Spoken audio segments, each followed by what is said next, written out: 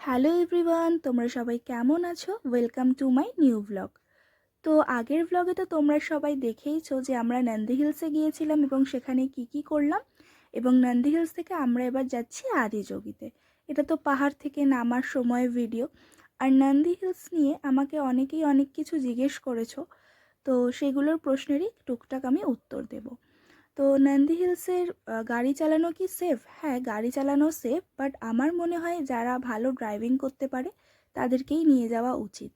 আর হচ্ছে, আমরা কি পাহাড়ে গাড়ি কিভাবে উঠেছি, তো আমরা সবসময় গাড়ি সেকেন্ড গিয়ার বা ফার্স্ট গিয়ারে দিয়েই উঠেছি। আর নামার সময় কিন্তু ইঞ্জিন অফ করেই নেমেছি, স্মুথলি গাড়ি সেখান থেকে নেমে যাবে পাহাড় থেকে। তো তো আমরা কিন্তু আদিযোগীতেই ঢুকে গিয়েছি। আর দূর থেকে দেখা যাচ্ছে ভোলে বাবার মূর্তিটা, আমাদের কিন্তু ওইখানটাতেই যেতে হবে। আর আদিযোগী কিন্তু আছে দুটো জায়গায়, একটা হচ্ছে তামিলনাড়ুর কোয়েম্বাটোরে, আর একটা হচ্ছে ব্যাঙ্গালোরের চিক্কাবাল্লাপুরে। তো আমরা গিয়েছিলাম এই ব্যাঙ্গালোরের চিক্কাবাল্লাপুরেরটায়। তো এখানে কিন্তু ঢুকতে কোনো কিছুই টাকা পয়সা লাগে না, শুধু পার্কিং লটে টাকা লাগে, এছাড়া কিন্তু এন্ট্রি একেবারেই পুরোপুরি ফ্রি। তো চলো আমরা ভিতরে গিয়ে তোমাদের দেখাই যে ভিতরটা আমরা কিন্তু সকাল 11টার মধ্যেই পৌঁছে গিয়েছিলাম। আর দেখো চারিদিকে পাহাড়ে ঘেরা, আর এই পাহাড়ের মাঝখানে এই আদিযোগী স্ট্যাচুটি অবস্থিত। আমরা কিন্তু পুরো রাতে বেরিয়েছি, রাত 9টার সময় এখান থেকে। কেন? এখানে বিকালে একটা লাইট অ্যান্ড শ্যাডো শো হয়, যেটা শুরু হয় 7টা থেকে। তো আমরা সেই শোটা দেখেই বাড়ি এসেছি। আর দেখো এইটা হচ্ছে এন্ট্রেন্সে এরকম একটা বড় ত্রিশূল বসানো, আর এখানে একটা শিবজির লিঙ্গ আছে, তো তোমরা দেখতে পাচ্ছ আশা করি। তো আমরা এবার ভিতরে এন্ট্রি করব। আর এখানে একটা জিনিস যেটা আমার সব থেকে বেশি ভালো লেগেছে, এইখানটায় কিন্তু ভিডিও করা বা কথা বলা কোনো কিছু অ্যালাউ নয়, কিন্তু সেটাও যে মানুষকে বলছে সেটাও খুব সাইলেন্টলির সাথে। সেই জিনিসটা আমার ভীষণ ভালো লেগেছে, যে দেখো এই যে ভিডিও করতে বারণ করছে। আমি তো জানতাম না যে ভিডিও করা এখানে বারণ, তো তার জন্য যে বারণ করছে সেটাও কিন্তু সাইলেন্টলি বারণ করছে। মন্দিরটা পেরিয়েই আমরা এই স্ট্যাচুটা দেখতে পাবো, এবং শিবজির যে স্ট্যাচুটা আছে সেটার নিচেও কিন্তু একটা মন্দির আছে। মানে মেন যে দুটো মন্দির আছে, এই মন্দির দুটোতে ভিডিও করা কিন্তু বারণ। তো এখানে এই স্ট্যাচুর সামনে তোমরা যত খুশি ফটো ভিডিও করতে পারো, কোনো অসুবিধা নেই, কিন্তু মন্দিরগুলোতে ফটো ভিডিও এগুলো নেওয়া বারণ।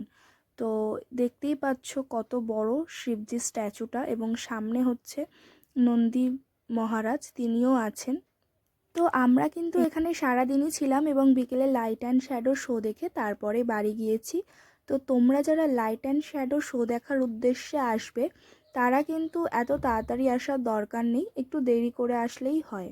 কারণ কি এখানে শুরু হয় 7টা থেকে লাইট অ্যান্ড শ্যাডো শো। আর এখানে কিন্তু গোশালা আছে, গোশালায় নন্দী মহারাজেরা আছেন, এবং এদেরকে দিনের বেলা মাঠে দিয়ে আসা হয়, আবার বিকেল হলে গোশালায় নিয়ে আসা হয়।